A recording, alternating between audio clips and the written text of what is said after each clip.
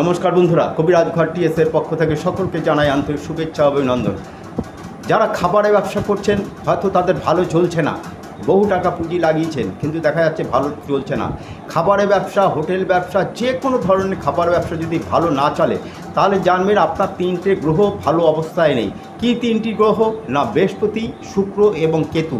এই বৃহস্পতি, শুক্র এবং কেতুকে যদি বলশালী করেন, তাহলে খাবারের ব্যবসা রমরম করে চলবে। এই কথা কিন্তু কেউ বলে না, জানে না, কোনো টোটকা দ্বারা কিন্তু কোনো পাওয়া যায় না। এক একটা ব্যবসা এক একটা গ্রহদের উপর নির্ভরশীল।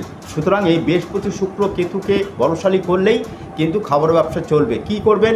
না, বৃহস্পতির জন্য ব্রাহ্মণাটির মূল, শুক্রের জন্য রামবাসক মূল এবং কেতুর জন্য অশ্বগন্ধা শিকড় বা মূল। এই তিনটে মূল একত্রে একসাথে ধারণ করুন, যে কোনো শনি বা মঙ্গলবার। এক সপ্তাহ পর বা 10 দিন পরে আমাকে জানান যে কি পরিবর্তন হলো। তারপর আরও রাস্তা আছে, বলে দেবো। নমস্কার, সকলে ভালো